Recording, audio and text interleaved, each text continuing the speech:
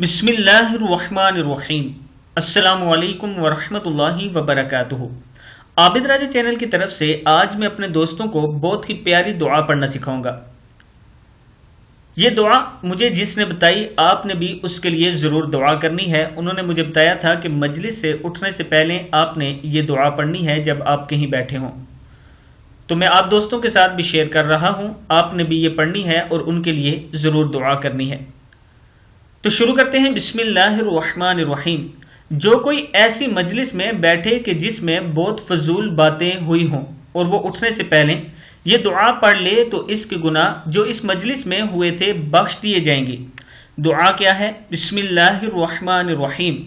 सुब्हानकल्लाहुम्मा व बिहम्दिका अशहदु अल्ला इलाहा इल्ला अंता अस्तगफिरुका व अतूबु इलैक। फिर सुन लें। सुब्हानकल्लाहुम्मा व बिहम्दिका अशहदु अल्ला इलाहा इल्ला अंता अस्तगफिरुका व अतूबु इलैक।